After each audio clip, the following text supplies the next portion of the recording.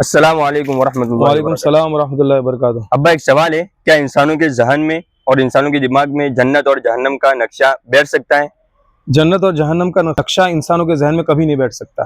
تو پھر قرآن کریم اور احادیث نبوی صلی اللہ علیہ وسلم میں جو جنت اور جہنم کا ذکر آیا ہے وہ پھر کیوں آیا ہے؟ دیکھو بیٹا، جنت کا جہاں پر ذکر آیا ہے قرآن اور حدیث کے اندر جنت اور جہنم کا ذکر آیا ہے، اور جہاں پر جنت کا ذکر ہے تو وہ اللہ کے نیک بندوں کو خوشخبری دینے کے لیے ہے۔ جی، مطلب اگر آپ اللہ کی فرما برداری کریں گے اور آقا جناب محمد رسول اللہ صلی اللہ علیہ وسلم کے طریقے پر چلیں گے تو آپ کو ایسی چیزیں دی جائیں گی جنت میں۔ لیکن اگر انسان یہ چاہے کہ میں اپنے تصور سے جنت کا پورا خاکہ اپنے دماغ میں بٹھا لوں تو کبھی نہیں بیٹھ سکتا۔ مثال کے طور پر اے آئی کا زمانہ ہے، جی، اے آئی سے بہت سی چیزیں بن جاتی ہے۔ آپ اگر اچھے سے اچھی نہر بنانا چاہو تو بن سکتی ہے، باغات بنانا چاہو تو بنا سکتے ہیں باغات۔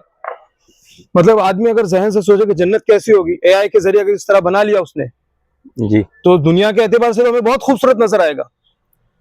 لیکن جب اللہ جنت دیں گے انعام کے طور پر، جی، کیونکہ انسان کی جو طبیعت ہے اس کی طبیعت میں لالچ پنا ہے، جی، ہاں، انسان لالچ کی طرف مائل ہوتا ہے۔ تو یہاں پر ترغیب اور شوق دلانے کے لیے جنت کا تذکرہ آیا ہے۔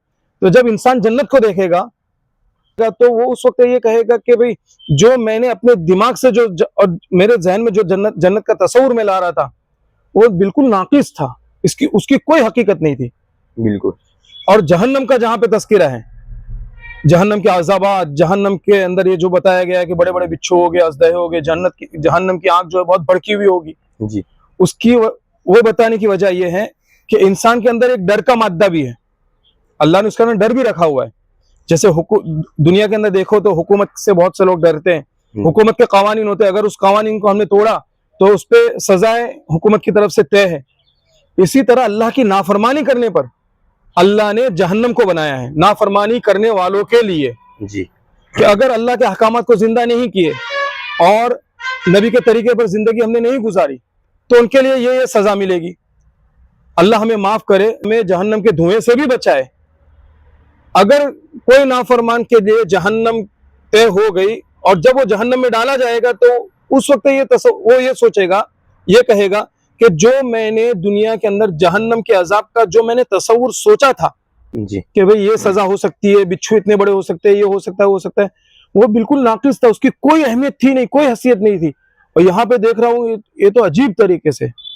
تو جنت کا جہاں تذکرہ ہے وہ ایک شوق دلانے کے لیے، لیکن تصور میں نہیں آ سکتی جنت، کیونکہ اللہ نے بنائی ہے۔ اسی طرح جہنم، یہ بھی جہنم کے عذابات بھی تصور میں نہیں آ سکتے کیونکہ یہ بھی اللہ نے بنائے۔ جی، ٹھیک ہے؟ جی، جزاک اللہ۔